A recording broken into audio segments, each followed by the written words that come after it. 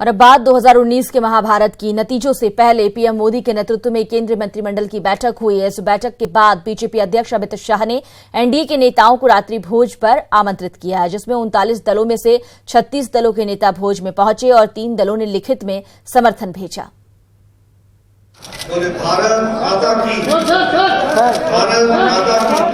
PM Modi का फूलों की माला के साथ स्वागत एग्जिट पोल के नतीजों के बाद सभी मंत्रियों की ओर से है। नतीजों से पहले पीएम मोदी के नेतृत्व में केंद्रीय मंत्रिमंडल के साथ एनडीए के सभी दल के नेता बैठक में शामिल हुए। एनडीए की बैठक में सभी नेताओं के चेहरे पर विजय की मुस्कान झलक रही थी। बैठक शुरू होने से पहले सभी नेताओं ने पीएम मोदी को माला पहनाकर भव्य स्वागत किया। पीएम ने मंत्रियों समेत एनडीए के सभी नेताओं को चुनाव की शुभकामनाएं दी। माननीय प्रधानमंत्री जी का मार्गदर्शन हुआ और उन्होंने अपनी बात मैं सभी के प्रति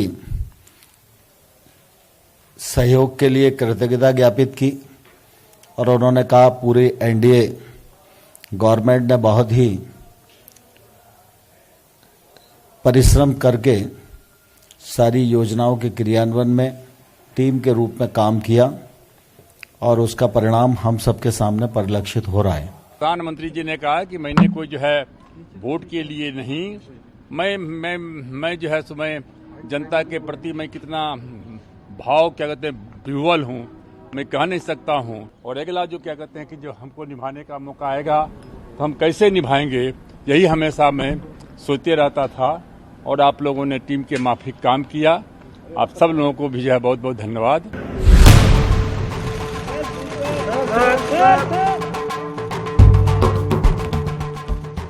बता दें कि ये बैठक एग्जिट पोल के नतीजों के बाद बीजेपी अध्यक्ष अमित शाह की ओर से बुलाई गई थी, जिसमें सभी सहयोगी दलों को आमंत्रित किया गया था। उसके बाद शाह ने सभी नेताओं को रात्रि भोज कराया, जिसमें तमिलनाडु की पार्टी एआईएडीएमके के पन्नीरसेल्वम और पलनीस्वामी भी शामिल हुए। लोकसभा 2019 का चुनाव परिणाम भले ही नहीं आया है, लेकिन इस बैठक में बीजेपी और सहयोगी दल के नेताओं के चेहरे पर जीत की खुशी साफ नजर आ रही थी। Bureau report, news 18 network.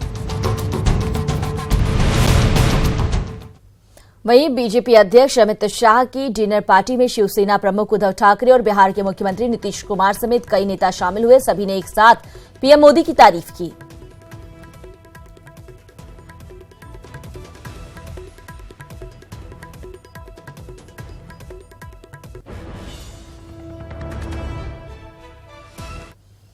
तमाम एग्जिट पोल में एनडीए को मिलते बहुमत के बीच ईवीएम में गड़बड़ी के मुद्दे को लेकर 22 विपक्षी दलों ने चुनाव आयोग से मुलाकात की। इस मुलाकात में विपक्षी पार्टियों ने वीवीपैट की पर्चियों की मिलान की मांग की है।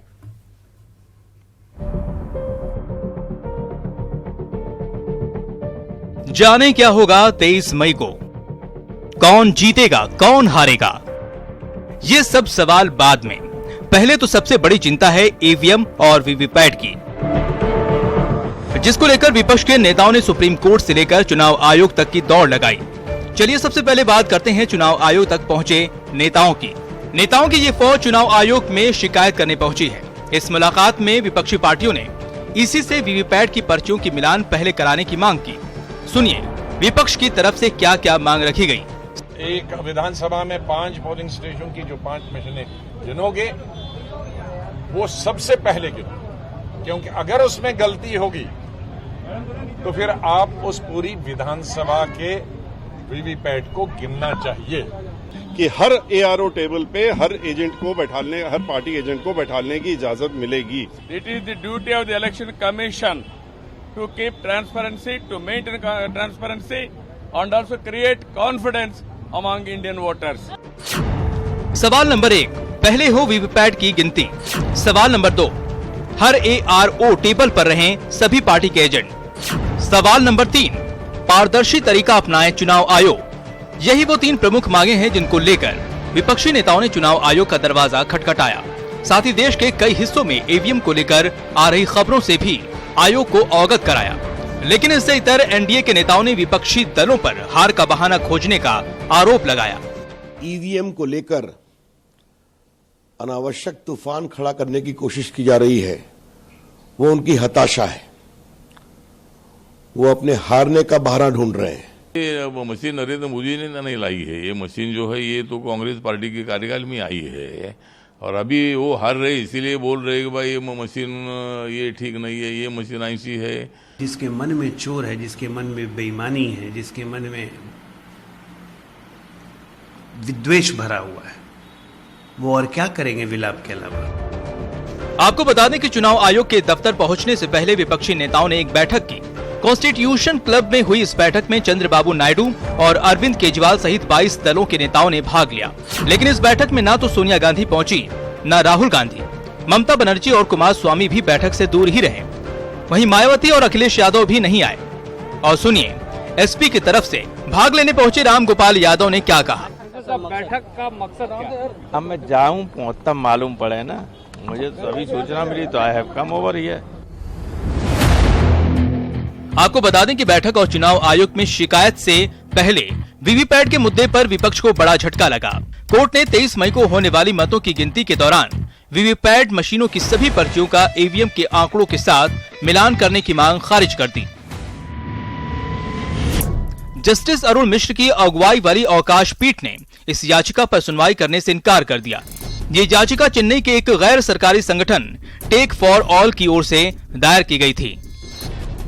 Bureau report, news 18 network. Uttarakhand में भी कल सुबह 8 बजे से पोस्टल बैलेट की गिनती शुरू होगी तो 8:30 बजे से ईवीएम की काउंटिंग शुरू होगी। तो कैसी है मतगणना की तैयारी और कैसे काउंटिंग का काम होगा, देखिए रिपोर्ट। उत्तराखंड में लोकसभा की 5 सीटों पर मतदान के लिए इस बार 11,000 से अधिक ईवीएम मशीनों का प्रयोग किया गया, जिनके जरिए करीब 61% मतदाताओं ने वोट डाले। अब 23 मई को काउंटिंग है, जिसके लिए 15 जगहों पर कुल 826 टेबल लगाई गई हैं। काउंटिंग के वक्त करीब 10,000 कर्मचारी तैनात रहेंगे। आइए देखते हैं किसकी सीट के लिए कहां होगी काउंटिंग। टिहरी संसदीय सीट के लिए उत्तरकाशी, टिहरी और देहरादून 3 जगहों पर काउंटिंग होगी। पौड़ी गढ़वाल सीट के लिए चमोली, रुद्रप्रयाग और पौड़ी में मतगणना होगी। अल्मोड़ा संसदीय सीट के लिए बागेश्वर, अल्मोड़ा, चंपावत, पिथौरागढ़ में काउंटिंग होगी। नैनीताल संसदीय सीट के लिए हल्द्वानी और रुद्रपुर में काउंटिंग होगी। हरिद्वार संसदीय सीट के लिए भेल रानीपुर में काउंटिंग होगी।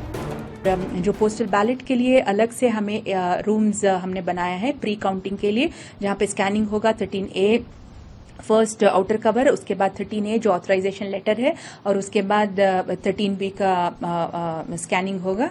प्री काउंटिंग एक्टिविटीज एडिशनली आने के वजह से हमने टेबल्स बढ़ाए। पहले सिर्फ 4 टेबल होते थे, अभी विद इन टाइम करने के लिए मल्टीपल टेबल्स, मतलब बॉडी में मोर देन 125 टेबल्स लगे हैं। खास बात यह है कि इस बार पोस्टल बैलेट पर इलेक्ट्रॉनिक कोड होने की वजह से काउंटिंग में अपेक्षाकृत देर लग सकती है।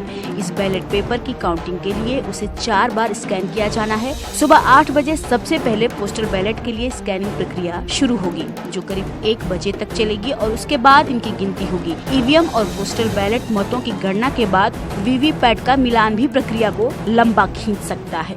काउंटिंग शुरू हो जाएगा तो आरओ हेडक्वार्टर में जहाँ पे पोस्टल बैलेट्स हैं वहाँ पे पोस्टल बैलेट्स 8 बजे को शुरू हो जाएगा और 8:30 बजे को हमारा ईवीएम्स वहाँ पे शुरू होंगे और जहाँ पे आरओ हेडक्वार्टर्स नहीं है वहाँ पे एग्जैक्टली 8 o'clock हमारा ईवीएम का काउंटिंग शुरू हो जाएगा।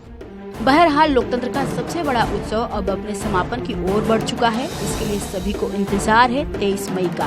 हमारा प्रयास रहेगा कि हम आपको सबसे पहले सबसे सटीक पल पल की जानकारी देते रहें। इसके लिए आप देखते रहें न्यूज़ 18। सुनील नौप्रभात, न्यूज़ 18 देहरादून।